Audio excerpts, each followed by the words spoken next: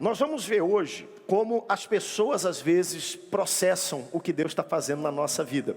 O interessante da história de Jó é que Jó passou por algo muito difícil e Jó nem sabia o porquê estava passando por tudo aquilo. E mesmo assim as pessoas, os amigos, entre aspas, de Jó, chegaram. E a gente vai descobrir que nós também nos encaixamos dentro de uma dessas categorias. Quando a gente julga, quando a gente não entende o que Deus está fazendo na vida de outras pessoas. E a gente vai se identificar na vida de Elifaz, de Bildade e de Zofar, que eram amigos que foram procurar Jó nesse momento de muita dificuldade. Jó 19, versículo 21, em uma só voz, compassados. Eu vou ler o primeiro versículo, você lê o segundo. Compadecei-vos de mim, amigos meus. Compadecei-vos de mim, porque a mão de Deus me atingiu.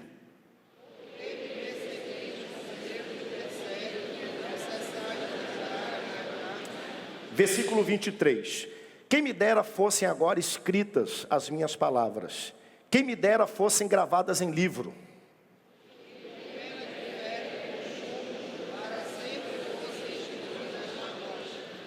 Porque eu sei que o meu Redentor vive e por fim se levantará sobre a terra.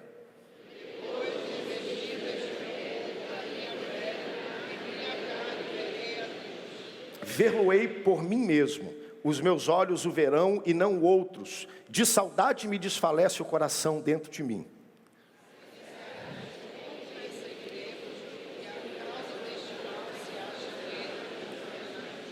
Temei, pois, a espada, porque tais acusações merecem o seu furor, para saberdes que há um juízo. Dê glória a Deus, tome seu assento, corpo sentado, mas a alma de pé. Bom, hoje então nós vamos olhar desde o início do versículo do capítulo 1 até o capítulo 37. Vou pedir que você mantenha sua Bíblia aberta, nós vamos ler aí vários versículos.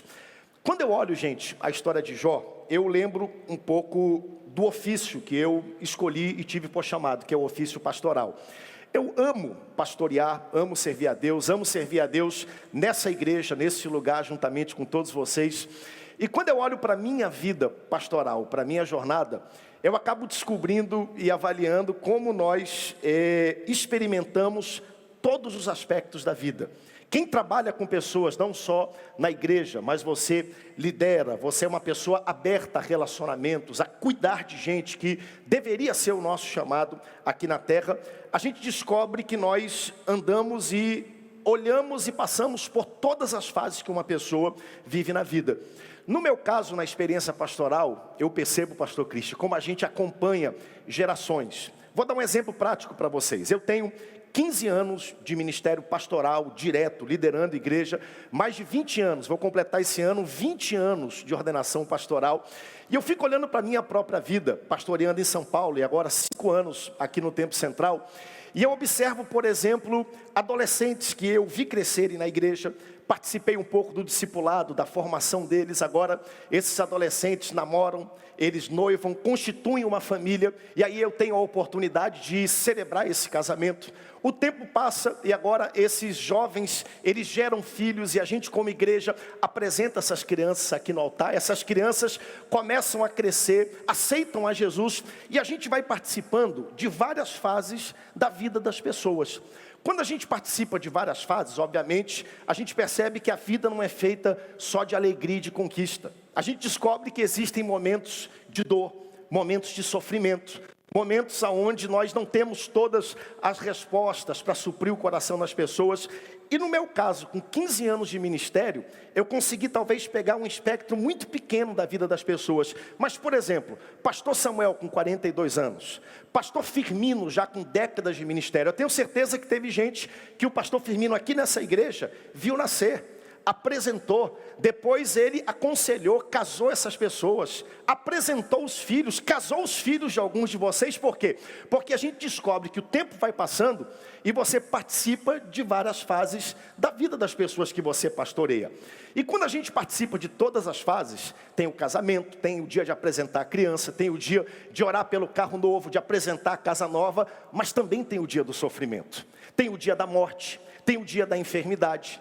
E quando a gente pensa em morte, enfermidade, no sofrimento do ser humano, a gente descobre que existem algumas coisas da vida que nós não temos todas as respostas. Gente, sofrimento e morte é algo muito paradoxal.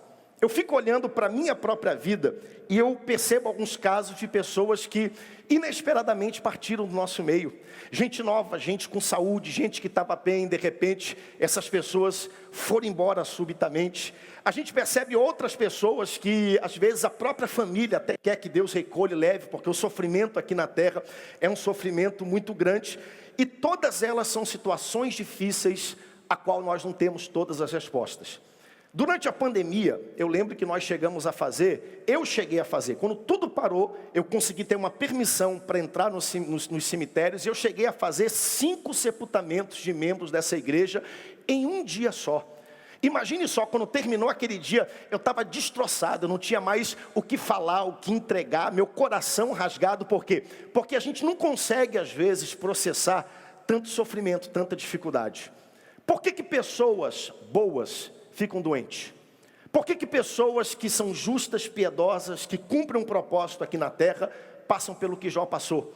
E por que gente que não tem nada a oferecer ao mundo ao seu redor, e a gente conhece, a gente vê na mídia, em outros lugares, ficam doentes, passam por um tratamento, se recuperam, enquanto gente boa que nós conhecemos, morre e passa por sofrimento? Você já fez essa pergunta alguma vez?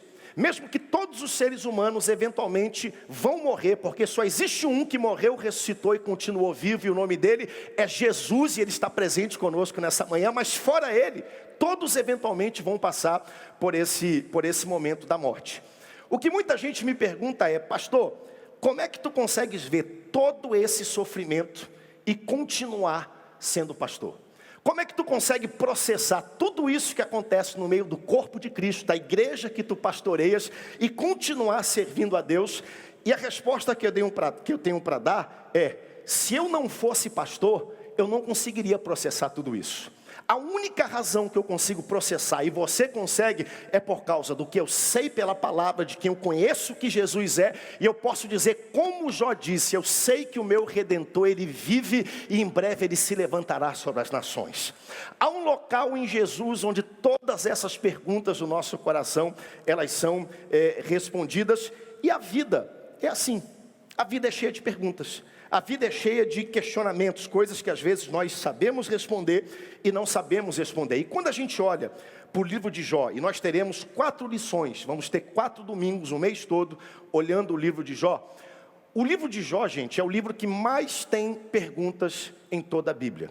O livro de Jó, ele registra, se você quiser anotar, 330 perguntas em 42 capítulos. É o livro que mais tem questionamento em toda a Bíblia. Um exemplo para você: Gênesis, que é um livro também paradoxal, o livro da criação, o livro da queda do homem, é um livro que tem somente 160 perguntas. O livro de Mateus, que é um livro voltado para explicar a deidade de Jesus aos judeus, tem 150 perguntas. O livro de Salmos, que é o livro mais longo em conteúdo da Bíblia, ele tem 160 perguntas, mas o livro de Jó, com 42 capítulos, tem ao todo 330 perguntas. E a razão que o livro de Jó é o livro que mais carrega questionamentos na Bíblia, sabe qual é? É porque Jó fala do sofrimento humano. Jó fala de luto, Jó fala de tragédia, Jó fala de dor. Eu sei que talvez você não tenha vindo aqui nessa manhã para ouvir falar sobre isso, mas a Bíblia também tem resposta sobre isso, porque nada na vida gera mais pergunta e mais porquês do que sofrimento e do que luto. É quando nós olhamos uma história e nós perguntamos: por que está acontecendo isso? Por que é assim com essa pessoa que é justa e essa pessoa que é correta? E Jó é um livro que vai além disso, porque Jó, ele desafia o senso comum de várias formas. Primeira maneira que Jó desafia o nosso senso comum é que o livro de Jó, ele traz um enredo e uma história que não é aquilo que nós esperamos da vida. Todos nós gostamos de ver histórias de sucesso. Histórias onde Deus pega alguém, tira do nada, constrói, essa pessoa vence, prospera, se torna inspiração para as pessoas. Agora no fim do ano, eu peguei minhas crianças, e todo fim do ano a gente tem alguns filmes, o playlist de Natal, né? E nós assistimos o Esqueceram de Mim, né? O Joãozinho está aqui na frente e ele sabe, igualzinho, bota a mão aqui e grita, né, Joãozinho? O Esqueceram de Mim. E aí a gente assistindo o filme, tinha ali do lado a história da família Buscapé. Quem já assistiu o filme da família Buscapé? Você lembra da história, né? Daquele homem que estava um dia furando lá no seu campo, aí ele encontrou o petróleo lá, o óleo começou a fluir, e esse homem ficou rico, agora ele foi para a cidade, e todo mundo gosta de assistir uma história onde alguém sai do nada, cresce, constrói, chega em algum lugar, mas é muito difícil a gente assistir uma história onde alguém já tem tudo, tudo funciona, tudo é perfeito, e agora essa pessoa degringola e chega num lugar onde ela não tem absolutamente nada. E no caso de Jó é pior ainda, porque a Bíblia descreve Jó numa situação tão precária, aonde Jó não tinha nada, ao ponto de pegar um caco de cerâmica velha do chão e começar a raspar e tirar sua própria pele e o pus que estava sobre o seu corpo. Então, primeira coisa, Jó apresenta o oposto do que se espera da vida. Segunda coisa, quando a gente olha um pouco o livro de Jó, Jó é um livro que impressiona a gente. Por quê? Porque uma parte da história de Jó, Jó não sabe o que está acontecendo. E aqui é importante a gente colocar o que está passando, porque Jó passa por um momento de sofrimento, e nem Jó sabe o porquê que ele está passando pelo sofrimento. E a gente vai descobrir agora os amigos de Jó se apresentando, e cada um querendo apresentar uma resposta e uma explicação para o sofrimento que você está passando. Posso dar um conselho para você nessa manhã? Abrindo essa lição, deixa de ficar procurando problema, explicação dos problemas do outro. Abrace, ame e cuide de quem está ao seu redor. A gente vai descobrir que nós estamos num mundo onde todo mundo quer ter uma teoria, todo mundo quer ter uma explicação, uma fórmula de causa e efeito. Não, você fez isso, agora isso está acontecendo. Você agiu dessa forma, agora está aqui o resultado. Você não fez isso e agora a colheita está chegando, meu amigo. Nosso Deus é misericordioso, poderoso, e Ele cuida de nós todos os dias. Então a gente vai descobrir que tem coisas que acontecem e a gente não sabe o porquê, e nem vamos ficar sabendo, porque Jó não ficou sabendo todas as coisas, e que tem gente que quer dar teoria para aquilo que nós estamos passando. E por fim, o que mexe mais com o nosso coração é porque o que acontece com Jó é injusto. Jó era um homem bom, um homem reto, piedoso. O próprio Deus dá testemunho de Jó. E eu olho para um livro como esse e nem eu consigo entender como é que Jó teve que passar por tudo que ele passou. Um dia perguntaram para C.S. Lewis, por que os justos sofrem? Sabe qual foi a resposta que ele deu? Por que não, se todos sofrem? Por que não, se quem conhece a Deus talvez seja a única pessoa preparada para poder passar pelo sofrimento? E Jó, gente, aguentou muita coisa. Meu Deus do céu. Se você parar, eu quero desafiar você, leia pelo menos essa semana, capítulo 1, capítulo 2 e capítulo 3 de Jó. É uma loucura o que Jó teve que passar. O livro começa descrevendo quem era Jó, o que ele tinha, o que ele construiu. A Bíblia relata que Jó tinha 10 filhos. Resumindo a história para você, ele tinha 10.000 cabeças de gado, dos melhores que haviam naquela época. Para hoje, para muita gente, isso não faz diferença. Numa época onde não havia moto, onde não havia transporte, onde um camelo valia muito dinheiro, a Bíblia diz que juntando tudo, Jó tinha aproximadamente 10.000 cabeças de gado, tudo dando certo, tudo do bom e do melhor. Mas no capítulo 2, versículo 8, olha só como é que chega a história de Jó, em 2 capítulos só. De um homem poderoso, próspero, um homem inspirador, um homem onde tudo dava certo. Olha o que acontece na história de Jó. Jó capítulo 2, versículo 8, a Bíblia diz: Jó, sentado em cinza, tomou um caco para com ele raspar-se. Versículo 9, o próximo versículo diz assim: então a sua mulher disse: ainda conservas a tua integridade? Amaldiçoa o teu Deus e morre. Amaldiçoa o Deus que deu tudo o que você tem e te prepara para morrer, porque não existe nada melhor nessa vida para você. O que o escritor de Jó está querendo descortinar para mim e para você? E o pastor Samuel ministrou isso há uma semana atrás, e praticamente a aula toda dele foi em cima somente desse ponto. O que o escritor está tentando dizer? Ele está tentando desconstruir a narração errada de que pessoas justas não sofrem. Atenção para isso. Esse ponto é um ponto sensível, é um ponto que muita gente não está disposta a ouvir, mas boa parte do livro de Jó se devota a mostrar para mim e para você que pessoas boas sofrem. Sofrimento faz parte da vida. Luto faz parte da vida, dor faz parte da vida que nós temos que trilhar aqui ao longo dessa terra. E é importante a gente trazer isso para o contexto de igreja, porque hoje existem igrejas, existem doutrinas, existem conceitos sendo formados em volta da fé, dizendo: olha, se você tiver fé, você não vai sofrer. Se você tiver fé, você não vai ficar doente. A força da fé é capaz de virar todas as coisas. E detalhe, eu creio na força da fé. Eu creio que a fé abre portas, que a fé cura, que a fé levanta os enfermos, que a fé opera prodígios. Mas a fé jamais viola a soberania de um Deus que sabe o que é melhor para mim e para você, e que no fim da história Ele se levantará sobre as nações. E esse é o grande detalhe da história de Jó. A história de Jó é uma história interessante, que é uma história muito antiga. Pastor Itamar ministrou aqui no culto das 7h30. Jó, ele é um contemporâneo dos patriarcas, Abraão, Isaac e Jacó. Ou seja, Jó viveu aproximadamente na mesma época.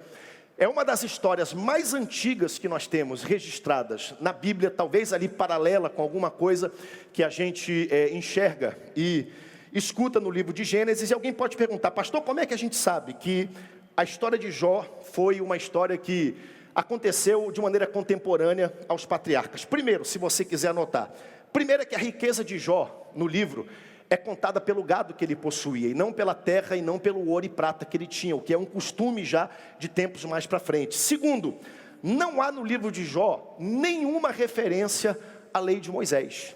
Talvez porque Moisés ainda não houvesse nascido, a lei não houvesse sido escrita, então não há nenhuma menção à lei de Moisés. Outro ponto, naquela época, o próprio Jó oferecia os seus sacrifícios. Não havia um sistema sacrificial que foi também criado por Moisés, entregue por Moisés, então aconteceu antes que Moisés. Outro ponto do livro de Jó: não existe nenhuma menção ao povo de Israel, à terra de Israel. Por quê? Porque provavelmente Israel não havia sido formado ainda como nação naquela época. E por fim, o que é um dos argumentos mais fortes, é que o nome usado para descrever Deus é El Shaddai, o Todo-Poderoso. É o mesmo nome que é usado para descrever na época dos patriarcas Abraão, Isaac e Jacó. Então nós entendemos por isso que o livro de Jó é um livro contemporâneo. A história aconteceu paralelamente à história de Abraão, de Isaac e de Jacó. E a história de Jó é uma história muito interessante. Não sei se tem aí tem como colocar o sumário aqui na tela para mim, por favor? Quem gosta de literatura, de poesia, talvez se identifique um pouco mais com isso, porque o livro de Jó, embora seja um livro antigo, é um livro que traz uma construção muito lógica e muito atual. Por exemplo, a gente vai ver aqui, capítulo 1 e 2, o ataque de Satanás a Jó, é o que nós chamamos de prólogo, né? Quem trabalha com peça, gosta de teatro, o que é o prólogo? O prólogo é a introdução, é a base, é o que lança os fundamentos. Então a gente vai perceber que o livro de Jó, ele é dividido em 4 sessões. Primeira sessão, o prólogo, a introdução. Quem era Jó? O que ele possuía? O que aconteceu na sua vida? E a gente vai descobrir que aqui no capítulo 40 e 42, no fim, nós temos o epílogo, que é a conclusão. Ou seja, a gente vai ter uma introdução de 2 capítulos, a gente vai ter toda uma história que se desenrola, e no capítulo 40 ao 42, em 3 capítulos, a gente vai ter a conclusão e o que aconteceu na vida de Jó. Agora, no meio de tudo isso, nós temos o que nós chamamos de diálogo. O que é um diálogo? É uma conversa entre 2 pessoas. A gente vai ver os amigos de Jó respondendo aos problemas que ele teve. Então a Bíblia fala desse homem aqui, Elifaz, Bildade e Zofar. São homens que chegam tentando de alguma maneira acalentar, tentando cuidar de Jó, mas a gente vai olhar daqui a pouco o que eles disseram. E nós temos, depois do diálogo, nós temos um monólogo, que são o discurso de Eliú e a manifestação do próprio Deus a Jó.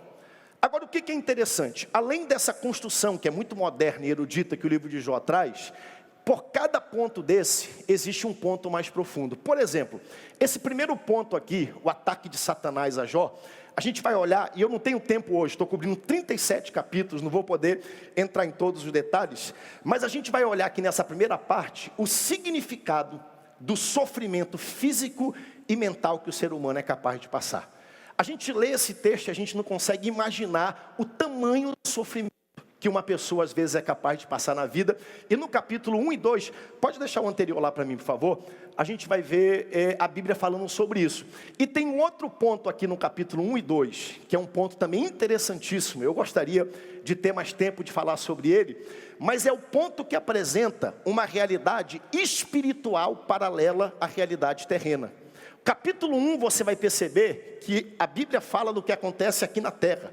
Jó era um homem rico, um homem próspero. Jó tinha 10 filhos, sendo 7 homens, 3 mulheres. Jó tinha 10.000 cabeças de gado. No capítulo 2, a história toda se repete como se Deus pegasse a câmera da terra e agora levasse para a eternidade, para o mundo espiritual. E aqui está a grande lição do capítulo 1 do capítulo 2.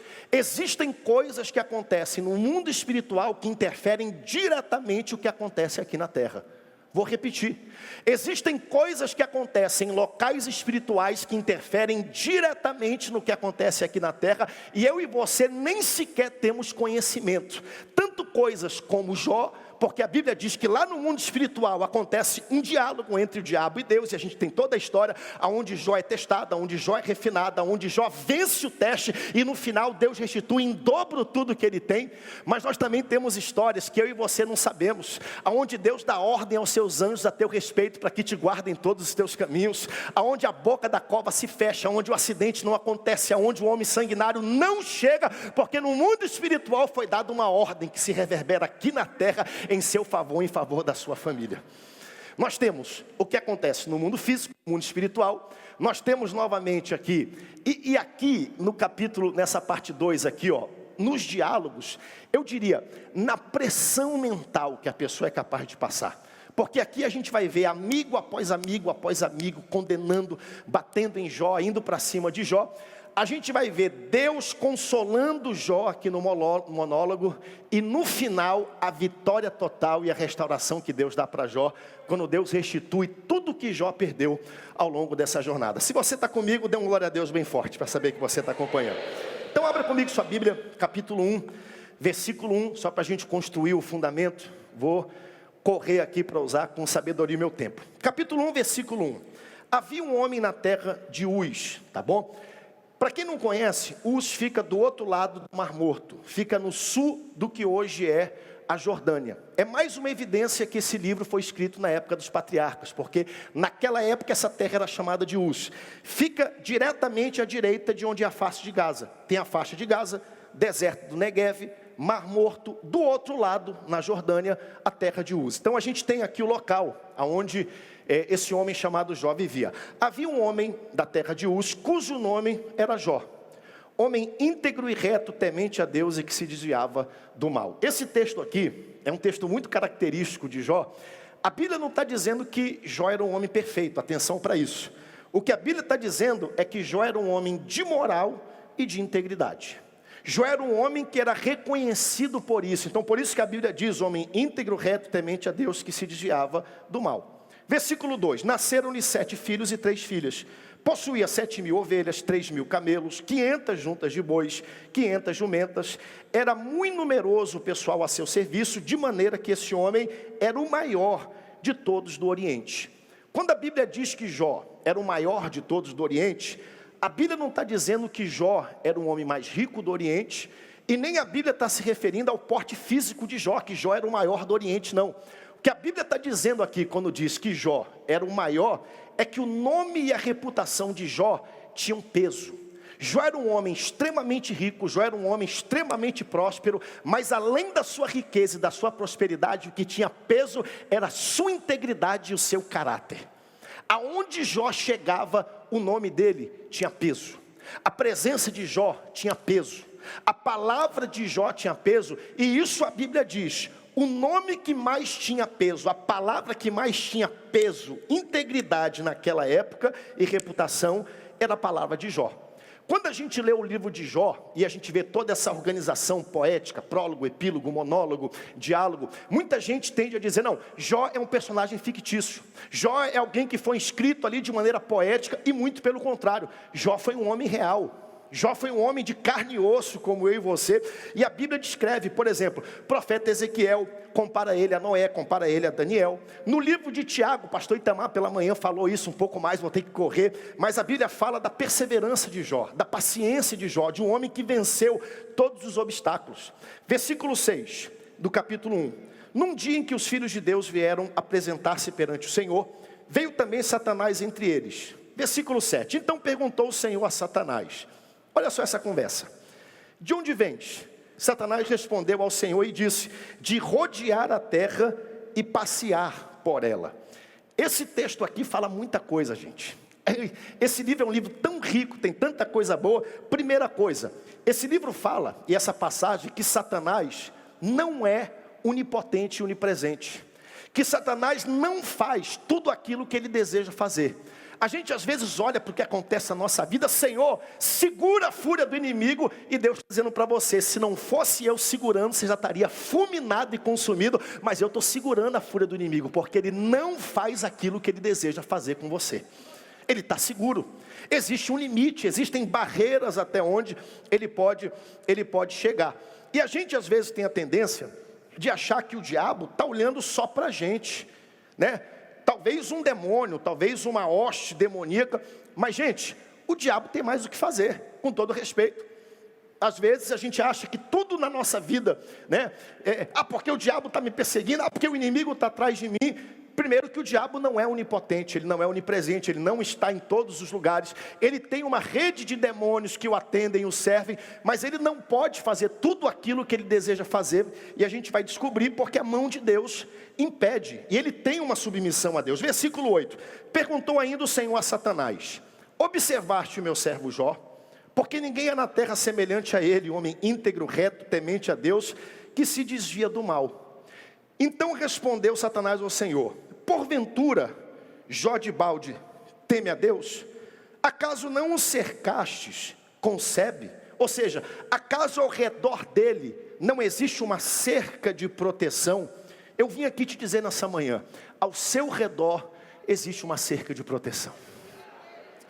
Se o diabo pudesse fazer o que ele quer fazer, ele já teria arruinado a sua vida. Ele é como um leão ao teu redor, esperando uma brecha, mas ao teu redor existe uma cerca de proteção, ao redor de você e da sua família. O texto está dizendo: acaso não o cercastes, a ele e a sua casa com tudo quanto tem? A obra da sua mão abençoaste, e os seus bens se multiplicaram sobre a terra. Versículo 11, estende porém a mão e toca-lhe em tudo quanto tem, e verá se ele não blasfema contra ti na tua face. Nós temos aqui uma informação, atenção, esse diálogo entre Satanás e Deus que acontece nas regiões celestiais, Jó não sabe de nada disso. Jó não está nem aí, Jó não entende o que está acontecendo naquele momento. Satanás está acusando aqui Jó de ser um mercenário, está dizendo: Senhor, Jó te serve porque tu dá tudo para ele. Jó te serve porque ele é próspero, olha a casa dele, olha os filhos dele, tudo que ele toca dá certo, prospera, vai para frente. Agora tem um detalhe: me permite tocar no que ele tem, e eu garanto para ti que com a boca dele ele vai te blasfemar e vai te resistir na tua cara. Deus vira para Jó e fala: Jó, tá certo, em tudo que ele tem, tu podes tocar, só tem uma coisa: a vida de Jó está guardada na palma das minhas mãos.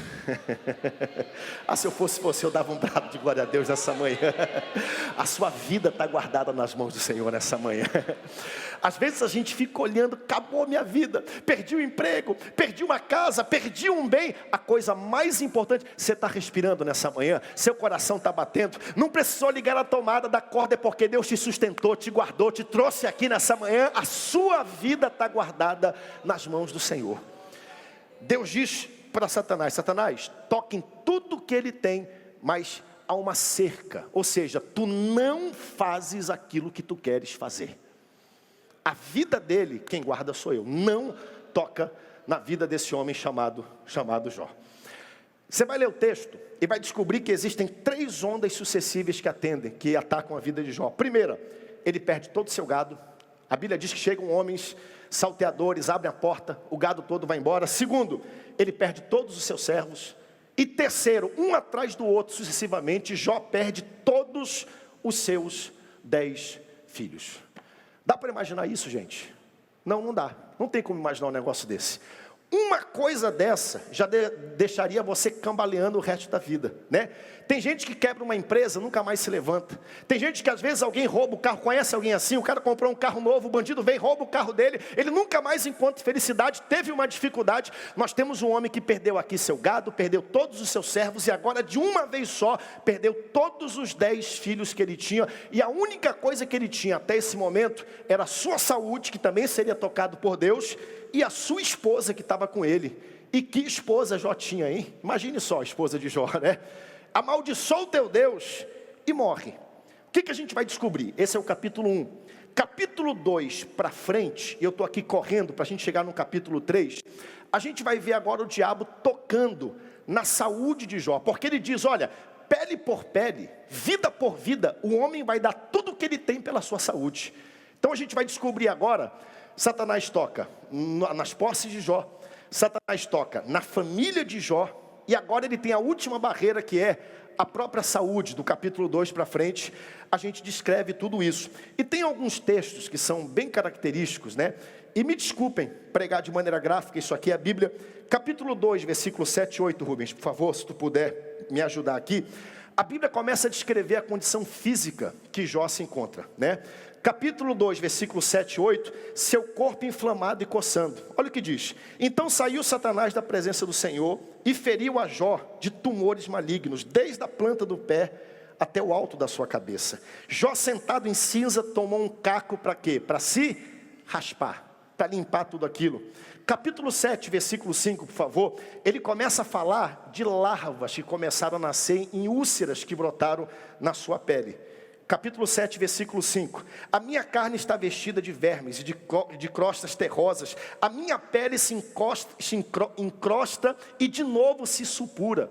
Capítulo 30, ele fala de dor nos ossos, que é uma condição conhecida hoje como osteopatia, que os ossos começam a doer. Uma coisa horrível que acontece. Capítulo 30, versículo 30, se puder colocar para mim. A sua pele necrosando e se escurecendo. Enegrecida me cai a pele, e os meus ossos queimam em febre. Capítulo 7, versículo 14. Agora a mente de Jó e as suas emoções sendo atacadas, tendo sonhos e alucinações. Isso aqui é a Bíblia dizendo, 7,14. Então me espantas com o quê? Com sonhos, e com visões me assombram. Qual é o enredo aqui? Jó tem tudo. Jó tem uma vida equilibrada, uma vida próspera. Jó é modelo. O nome de Jó tem peso no mundo da sua época. Ele perde tudo que ele tem, só sobra a saúde. A sua própria mulher questionando a existência de Deus. Essa é a história de Jó. Agora, eu queria que você olhasse para quem está perto de você, de um jeito bem paraense. Diga a essa pessoa, se aconteceu com Jó, imagina contigo, maninho. Diga para ele, hein? Será que pode acontecer com você? Se aconteceu com Jó, imagina com a gente. Imagina se nós estamos suscetíveis, tomara que não, mas todos nós estamos suscetíveis a tudo isso aqui. Posso dizer algo para você de coração? Hein? Sim ou não? Vocês estão muito calados aqui hoje, está todo mundo assim, né? Muito atencioso. Está dando para entender o que eu estou pregando nessa manhã? Ninguém tem a garantia que Deus vai livrar você o tempo todo dos seus problemas. É duro ouvir isso, né? Mas é a verdade. Escute, existem estações de prosperidade, que seu ano seja próspero em nome do Senhor Jesus.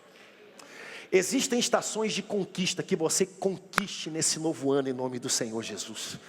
Existem estações onde tudo dá certo e nada chega à sua tenda, e aconteceu porque Deus te guardou, cuidou de você, mas nós não temos a garantia que Deus vai fazer isso o tempo todo. Porque tem o dia do sofrimento. Eu sabia que não ia ouvir nenhum amém nessa hora, né? Tem o dia da dor, tem o dia da perda, tem o dia do luto. Nós não temos garantia que não haverão temporadas de sofrimento, porque um dia o sofrimento vai chegar. Capítulo 1, versículo 20, por favor. Então Jó se levantou, rasgou seu manto, raspou a sua cabeça, lançou-se em terra. Capítulo 1, versículo 20. Qual é a última palavra que está escrita aí? E fez o quê? o que se espera de uma pessoa em luto?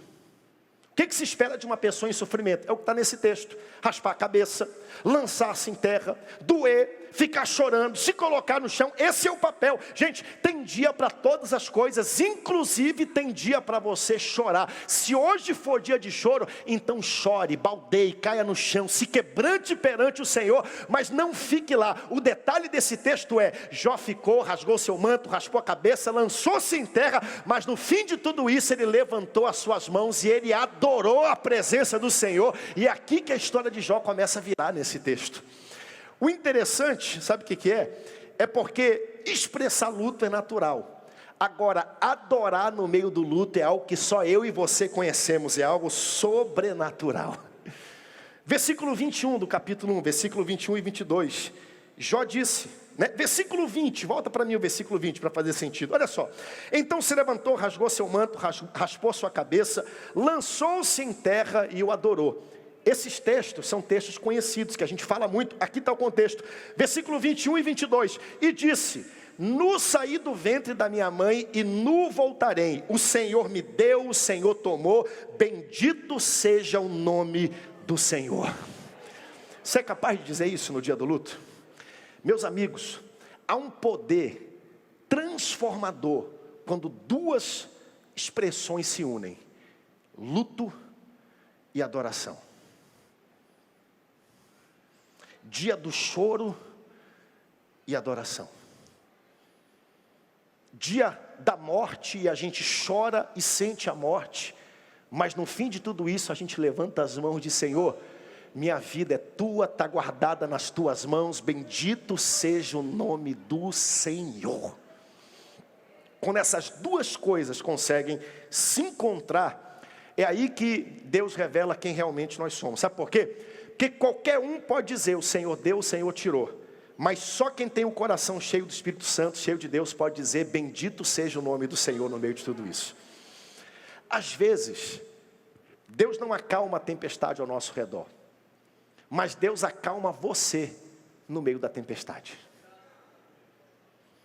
Às vezes Deus não tira o luto e a dor, mas Deus fortalece você para atravessar o luto, vencer do luto, sair do outro lado, adorando e dizendo, eu sei que o meu Redentor, Ele vive, em breve se levantará. O Senhor deu, o Senhor tirou, nu eu saí do ventre da minha mãe, nu voltarei. Bendito seja o nome do Senhor no meio de tudo isso que eu estou passando. Fantástico. O que Jó nos ensina, o que Jó nos apresenta ao longo aqui desse texto, né? E o interessante é que Jó nem sabe por que tudo isso está acontecendo. Novamente, está acontecendo algo espiritualmente que se reverbera na terra e Jó não faz a mínima ideia. O livro de Jó é um livro com muitas perguntas. Eu pessoalmente, quando leio o livro de Jó, faço algumas perguntas, né? E uma das perguntas que eu faço, por exemplo, quando a Bíblia diz que os anjos vieram, o diabo veio junto. Atenção para isso, né? E aí Deus pergunta para o diabo, olha a pergunta que Deus faz, versículo 7. Então perguntou o Senhor a Satanás, de onde vens? E ele responde para Deus. Satanás respondeu ao Senhor e disse, de rodear a terra e de passear por ela. Tem muita gente que acha que Satanás está no inferno, que Satanás está preso, que ele não está agindo nos dias de hoje. Um dia ele vai ser acorrentado, largado, vai ser lançado no lago de fogo, mas até lá ele continua solto e ele continua agindo sobre a terra. 1 Coríntios chama ele do rei, do príncipe desse mundo presente que nós estamos vivendo. E a gente tem uma imagem errada. O que Satanás faz sobre a terra? Atenção para isso. Não é a única coisa, mas esse texto é um texto muito revelador acerca do que ele faz. E a Bíblia não fala muito também acerca disso. Mas olha o que a Bíblia diz aqui. De onde vens, para onde vai? A Bíblia diz, de rodear a terra e de passear por ela. O que Satanás faz enquanto ele está rodeando a terra e passeando por ela? Sabe o que ele faz? Ele fica observando gente. Observando a mim e a você, procurando brecha, estudando, procurando vulnerabilidade, fraqueza, ponto fraco para atacar. No Novo Testamento a Bíblia diz, ele é como um leão. Ele não vai atacar na hora errada, ele vai esperar uma brecha, um local onde ele sabe, eu vou atacar aqui porque aqui a probabilidade de eu acertar, derrubar, enfraquecer a fé dessa pessoa é maior. Então ele fica estudando a nossa fé para tentar atacar naquele local que vai derrubar você. Versículo 8, outra pergunta que eu tenho, que para mim sempre foi uma pergunta que eu acho difícil de descrever. Perguntou ainda o Senhor a Satanás: observastes o meu servo Jó? É como se Deus dissesse, colocasse Satanás numa bandeja de prata. Deixa eu pegar uma bandeja de prata aqui rapidinho, e vou colocar essa aqui, tá? É como se Deus, o que parece nesse texto, é que Satanás chega perante Deus, e Deus entrega Jó numa bandeja de prata. Você está vendo meu servo Jó? E não é isso que a Bíblia está dizendo, não. Porque Satanás rodeava a terra fazendo o quê? Observando as pessoas. Então Deus já sabia que Satanás estava observando Jó. E ele disse para Jó: tu está observando meu servo Jó, né? Tu estás olhando ele. Tu está vendo que ele é um homem reto, fiel a Deus, que se desvia do mal. Tu está vendo que ele é um homem íntegro, um homem correto. Assim como os olhos de Deus te observam nessa manhã e sabem exatamente quem você é. Tu está vendo só? Satanás já estava de olho em Jó e Deus já sabia o que estava acontecendo. Igualzinho a história de Pedro. Lembra Pedro, no Novo Testamento? Quando Jesus chega para Pedro e fala: Pedro, Satanás está querendo se andar, está querendo te cortar como trigo, só que tem um detalhe: eu já sei e eu intercedi para que a tua fé não fosse abalada e tu não vais cair. Eu já sei o que está acontecendo. Deus já sabia o que estava acontecendo. Observastes bem o meu servo Jó, no meio de toda essa história, sabe? E a gente olha nesse texto, e eu já vou terminar, que Satanás, ele não faz tudo o que ele quer. Satanás está preso por uma coleira, ele está preso pela soberania de Deus, embora às vezes a gente questione Deus, por que a coleira é tão longa? Por que ele faz tudo o que ele quer, e às vezes parece que ele consegue desorganizar a nossa vida, mas Deus nunca solta a coleira. Deus segura e ele guarda a tua vida, porque ele nunca vai além daquilo que você possa suportar. O apóstolo Paulo disse isso. Capítulo 2, versículo 8, Jó sentado em cinza, tomou um caco para se raspar-se com ele. Então a mulher foi a ele e disse: ainda conservas a tua integridade? Amaldiçoa o teu Deus e morre. Capítulo 2, versículo 10, mas ele respondeu: falas como qualquer doida. Tenho recebido o bom de Deus, e não receberia também o mal? Em tudo não pecou Jó com seus lábios. Sem saber de nada do que estava acontecendo. Você está pronto para continuar confiando em Deus, quando você não sabe o que está acontecendo? Você está pronto, bem baixinho o teclado, já vou terminar, para manter a sua fé firme e inabalável em Deus, quando você não entende tudo o que está acontecendo ao seu redor? Você está pronto para dizer: eu recebi o bem de Deus, por que não receberia o mal também? Temos certeza que o mesmo Deus que me deu o bem permitiu que o mal chegou, mas Ele é fiel para um dia devolver em dobro todo o bem que Ele colocou sobre a minha vida. Ah, pastor, cadê Deus no meio da minha situação? Posso dizer onde é que Deus está? Ele está trabalhando. Trabalhando. Lembra da história de Daniel? Daniel fez uma oração, nós vamos estudar isso agora. Daniel conclama um jejum, olha só. No momento que ele faz a oração do jejum, a Bíblia diz que a resposta veio de onde? Do céu. Aí o anjo sai do céu com a resposta de Daniel. Só que no meio do caminho, a Bíblia fala que o príncipe do reino da Pérsia, o que é isso? É uma entidade espiritual demoníaca, que parou a resposta no caminho. E a Bíblia diz que durante 21 dias, esse anjo teve que contender com o príncipe do reino da Pérsia, porque a resposta não chegava. Ele teve que chamar um arcanjo para liberar essa oração. No momento que liberou, a resposta chegou aonde Daniel estava. Escute, a resposta não chegou, mas Deus está trabalhando na hora certa, vai romper, vai se abrir. Mas você está pronto para aguentar até lá? Recebi o bem de Deus, não receberia também o mal? É o que Jó está dizendo. Sofrendo no meio da dificuldade, no meio da dor, sofrimento físico, capítulo 1 e 2. Agora agonia mental, capítulo 3 para frente. As pessoas processando o problema de Jó. Vou terminar com isso, né? Porque o interessante aqui é a reação inicial que Jó tem. Agora os amigos de Jó aparecem. E você sempre está sendo observado quando passa por um momento de dificuldade, de dor. Escute isso. Você está sofrendo? Você está num momento de luto? Tem pessoas olhando para você. Tem pessoas olhando para você. Os amigos de Jó agora se aproximam de onde Jó estava. Capítulo 2, versículo 11. Ouvindo isso, coloca na tela aqui para mim, por favor, 2 e 11. 3 amigos de Jó. Ouvindo isso, pois, 3 amigos de Jó, todo este mal que lhe sobreviera, chegaram cada um do seu lugar. Elifaz o temanita, Bildade o suíta, Zofar o naamanita, e combinaram em juntamente condoer-se com ele e consolá-lo. Ou seja, estão fazendo algo nobre. Vamos lá, vamos consolar, vamos estar com o nosso amigo, vamos estar perto dele. Estava tudo certo até eles começarem a falar. Cuidado com o que sai na sua boca. Quando alguém está com o coração quebrado e em luto, esse coração é de cristal, esse coração é precioso.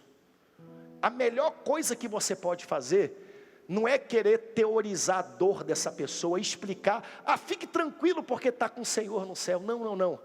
A melhor coisa que você pode fazer é bico calado, um bom abraço e um coração batendo, e só isso e nada mais. Nada mais. Quando alguém estiver sofrendo muito perto de... Pode aplaudir o nosso Deus. Só isso. Seja presente. Sabe? Quando alguém estiver sofrendo perto de você, a melhor coisa que você pode fazer é, esteja lá.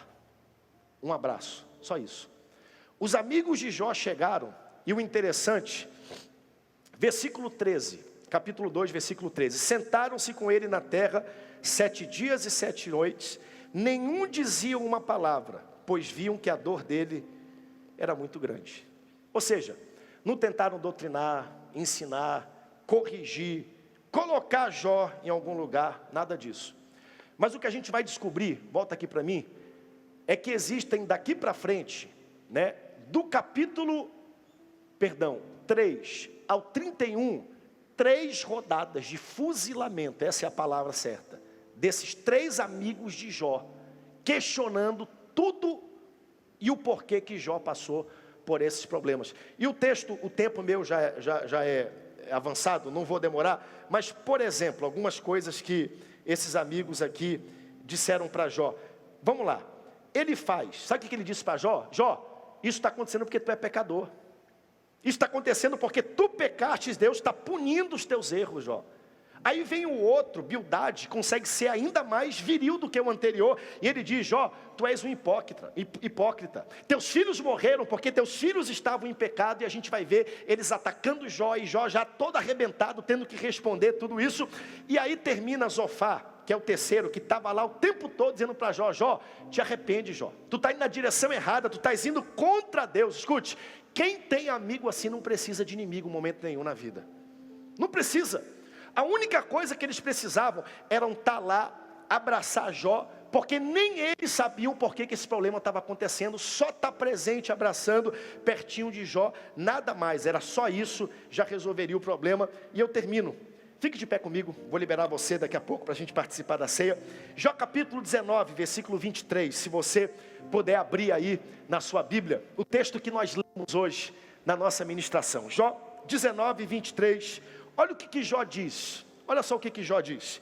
Quem me dera fossem escritas as minhas palavras. Graças a Deus foram escritas, porque nós estamos lendo hoje o livro de Jó. O que Jó declarou aqui aconteceu. Quem me dera fossem escritas as minhas palavras, mal sabia ele que nós estaríamos lendo isso aqui hoje. Quem me dera fossem geradas em livro, como uma pena em ferro, em chumbo, tudo isso Jó começa a dizer aqui, e acontece o que nós temos aqui. Mas sabe, a melhor parte do que está aqui nesse texto, não é essa não. A melhor parte é o que está escrito, olha só, aqui nessa outra parte, onde Jó diz, no versículo 25, bota para mim o versículo 25, aqui rapidamente, versículo 25, vamos ler juntos esse versículo, bem forte, 1, 2, 3...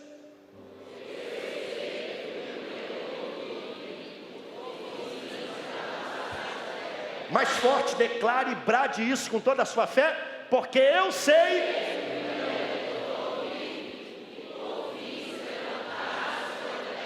Na época dos patriarcas, uma das primeiras menções do Evangelho está aqui, ó. Jó está dizendo, eu estou sofrendo, eu estou morrendo, eu estou numa dificuldade terrível, mas eu sei que o meu Redentor, ele vive e em breve ele se levantará para reinar sobre as nações. Mais para frente, sabe o que ele diz? Mesmo que eu morra, e eu sei que eu vou morrer, meus olhos vão deixar de enxergar, mas eu vou ver Ele com os meus próprios olhos, e o meu coração tem saudade desse dia. Nós lemos o texto. Jó está falando aqui profeticamente acerca de algo que ele nem tinha ideia. Moisés não havia aparecido, a lei não havia aparecido, não havia sido manifesto. A gente tem lá em Gênesis um pedacinho, onde a própria Bíblia diz, olha, vou colocar inimizade entre a mulher e ti, tu vais esmagar, tu vais ferir o calcanhar dele, mas tu vais esmagar a cabeça da serpente. A gente tem uma menção do Evangelho, mas aqui no livro de Jó, a gente tem uma das primeiras menções que existe do Evangelho. Jó cheio de fé. No meio da sua dificuldade, no meio da sua dor, no meio de tudo que ele passou, a gente começa a perceber que Deus começa a escrever uma história nova na vida de Jó. Vou pedir ao grupo de louvor que suba aqui comigo, e eu vou terminar com essa história. Eu sei que essa história é uma história difícil, porque a gente vai, no próximo capítulo, ver Deus agora falando o monólogo dele a Jó, e aí a gente começa a subir um pouco mais, e no final a gente vai ter a vitória total sobre a vida de Jó, ou seja, tudo que Jó perdeu, Deus restituiu em dobro a ele. Porque Deus não fica devendo nada a ninguém. E a gente vai ver esse texto. Mas eu termino com essa história. Essa madrugada, a gente chegou em casa, era meia-noite, né, amor, hoje, de viagem. Acordei 5 da manhã para preparar essa lição. E aí eu fui ler uma história. E eu descobri uma história interessante. Bota a foto aqui para mim, é a história desse homem. Esse era um advogado da cidade de Chicago, Horatio Spafford. Se você quiser depois colocar na internet, descobrir a história dele, é linda a história dele. Esse homem fez uma viagem atravessando o oceano. Ele saiu da América até a Europa, juntamente com toda a sua família. Ele, sua esposa e seus filhos. Pertinho da Europa, houve uma tragédia. Aquele barco entrou numa tempestade, veio a pique, afundou. E faleceram no naufrágio a mulher e todos os seus filhos. Ele foi forçado a ir até a Europa, se recompor. No caminho de volta, voltando para casa, no local onde aconteceu a tragédia, o acidente, algumas semanas anteriores, o capitão falou no rádio, olha, algumas semanas atrás houve uma tempestade muito grande, e aqui nesse lugar morreram várias pessoas, e mal ele sabia que no convés do barco estava Horatio Spafford, e que a família dele todinha tinha morrido naquele acidente. Naquele momento, ele puxou uma caneta, e ele escreveu essa canção. Você conhece essa canção? Bota a letra aqui para mim, por favor. E que essa seja a minha oração e a sua oração nessa manhã. Passando pelo que Jó está passando. Passando pelo luto, pela dificuldade, pela dor. Passando por coisas que você não sabe explicar, não consegue explicar.